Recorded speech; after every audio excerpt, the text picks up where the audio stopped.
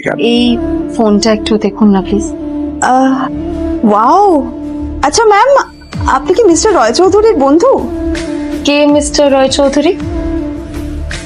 ও আপনি কি ওই রয় চৌধুরী গ্রুপ অফ ইন্ডাস্ট্রিজ এর মালিকের কথা বলছেন? হ্যাঁ। না না, আমি ওনাকে চিনি না। আমি কেন, আমার মনে হয় কেউই ওনাকে চেনে না। বড় বড় মানুষেরাই ওনা দেখা পান না। আমিও কোনোদিন ওনাকে দেখিনি, কিন্তু সাডেনলি আপনি এই প্রশ্নটা করলেন কেন? অ্যাকচুয়ালি ম্যাম, আপনার হাতের এই ফোনটা আসলে এটা ফোনের স্পেশাল এডিশন। এই কাটিং, এই ডিজাইন, এই লোগো, এটা জাল করা ইজ নেক্সট টু ইম্পসিবল। আর গোটা ভারতে বিক্রি হওয়া এই ফোনের সেকেন্ড পিস এটা, যেটা মিস্টার রয় চৌধুরী কিনেছিলেন। সেজন্যই জিজ্ঞেস করছি ম্যাম, আপনি এই ফোনটা কোথা থেকে পেলেন? তবে কি নীলই মিস্টার রয় চৌধুরী, নাকি নীল এই ফোনটা চুরি করেছে? বেকার নীলের কাছে কোটি টাকার ফোন কোথা থেকে এলো?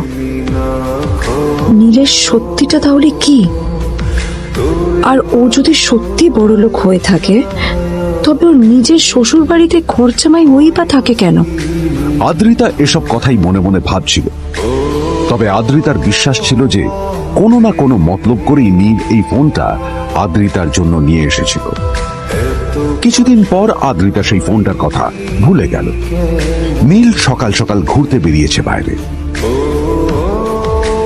কটা বাজে রে? আমার খুব লেট হয়ে গেছে বুঝলি। তোরা খেল, ঠিক আছে? তোরা খেল, আমি আসছি।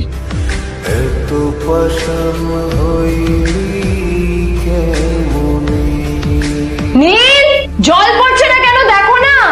নীল, নীল, নীল কোথায় গেল? নীল, নীল, নীলকে ডাকছে কেন বলতো? ওইদিকে বাড়িতে আদ্রিতা আর চিত্রা আশ্চর্য হয়ে গেল যে নীল হঠাৎ কোথায় উধাও হয়ে গেল। মা, তোমাকে কিছু বলে গেছে নীল? হ্যাঁ, কোথায় গেছে ও? না, আমি ওর কোনো খোঁজ খবর রাখি না। এবার একটা কথা মনে হচ্ছে, ওকে না এবার একটু শীতে করতে হবে। একটা কাজে যদি আসতো ছেলেটা, যখনই কোনো কাজের কথা বলি ভ্যানিশ হয়ে যায়। আমি ওকে বলেছিলাম R&B গোল্ডেন ডায়মন্ড থেকে আমার সেটটা নিয়ে আসতে, আনেনি। আজকেও ভালো করে অফিসে নিয়ে যাব, ভ্যানিশ হয়ে গেল। কোথায় গেল কে জানে।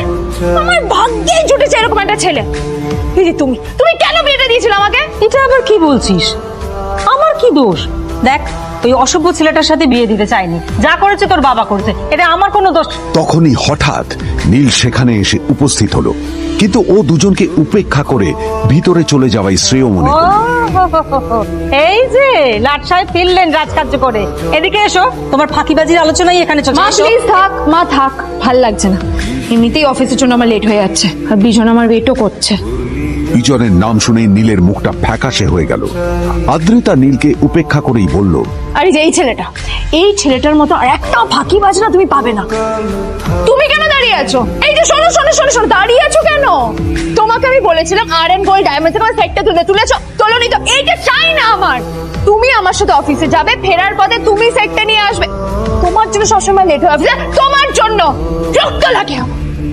আর ব্যাগটা নিয়ে ওর পেছন পেছন কোথায় যাচ্ছ? যা দিয়ে ওখানে রেখে এসো।